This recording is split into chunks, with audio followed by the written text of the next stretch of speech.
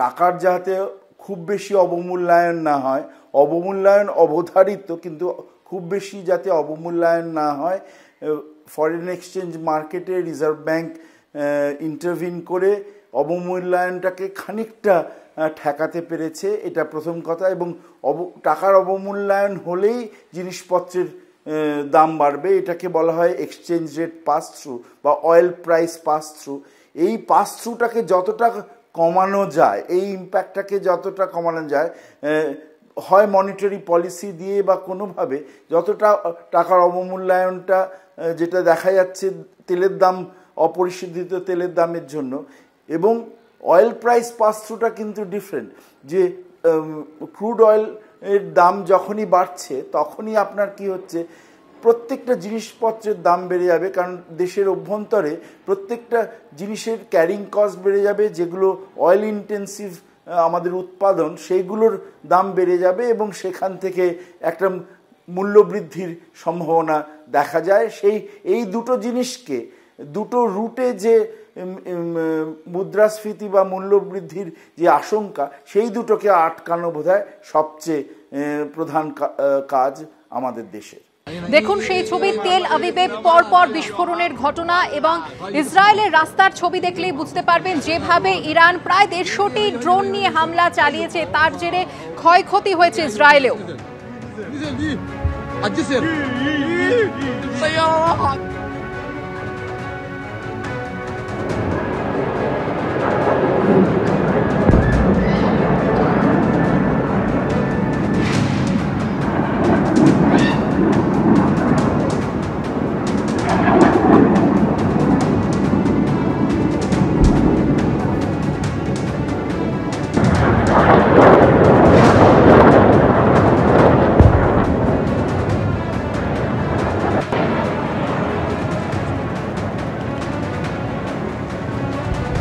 আমি আরো একবার কথা বলে নেব সৈকত বাবুর সঙ্গে। সৈকত বাবু, আমরা দেখতে পাচ্ছি যে এই সংঘর্ষের ধাক্কা ভারতীয় মুদ্রায় এসেও পড়েছে, ডলারের তুলনায় টাকার দাম নিম্নমুখী।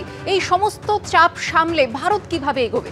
টাকার দাম নিম্নমুখী হলে যেটা আমাদের একটা বেনিফিটও হয়, যে আমাদের রপ্তানি সেটা বাড়ার সম্ভাবনা থাকে, কিন্তু উল্টো দিকে যেটা হয় যে আমাদের আমদানি যেটা, তার দাম কিন্তু প্রভূত পরিমাণে বেড়ে যায়। এবং আমরা যেহেতু অয়েল ডিপেন্ডেন্ট কান্ট্রি, বহির্জগৎ থেকে যেহেতু আমরা ক্রুড পেট্রোলিয়াম কিনে নিয়ে আসি বেশিরভাগটাই, সেই জন্য আমাদের ইম্পোর্ট বিল এবং বাণিজ্য ঘাটতি বাড়ার একটা প্রভূত সম্ভাবনা থেকে যায়।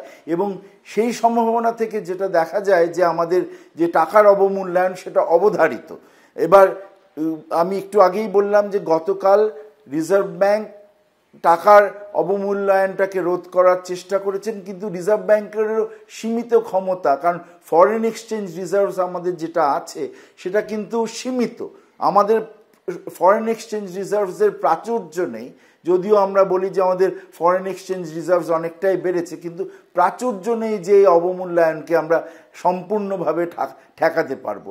সেহেতু তেলের দামের সঙ্গে বাণিজ্য ঘাটতি, তার সঙ্গে টাকার অবমূল্যায়ন, এই প্রসেসটা বোধহয় অবধারিত। যতক্ষণ না যুদ্ধ বিরতি হচ্ছে ততক্ষণ আপনি দেখবেন শুধু ক্রুড পেট্রোলিয়ামের দাম বাড়েনি, বেড়েছে সমস্ত ধরনের, যে গ্যাসোলিন থেকে শুরু করে সমস্ত কিছুর দাম বেড়ে গেছে, কোথাও 7%, কোথাও 6%, কোথাও 4%, কিন্তু সমস্ত কিছুর দাম বেড়েছে। এবং গত দুদিনে দাম বাড়াটা 68 টাকা পার ব্যারেল ব্রেন্টের থেকে গতকাল বা আজ সকালে 77 টাকা পার ব্যারেল প্রায় এসে পৌঁছেছি।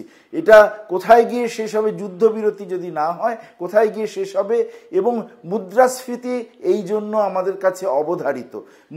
আমাদের এখন খুব সতর্কভাবে আমাদের টাকার অবমূল্যায়ন ঠেকাতে হবে এবং মুদ্রাস্ফীতির হার যাতে কমানো যায়। কিন্তু পেট্রোলিয়ামের দাম কমানো আমাদের হাতে নয়, পেট্রোলিয়ামের দাম কমানো আমাদের হাতের নয়, সেটা অবধারিত। কিন্তু টাকার অবমূল্যায়নের হারটা কমানো আমাদের খানিকটা হলেও হাতে রয়েছে।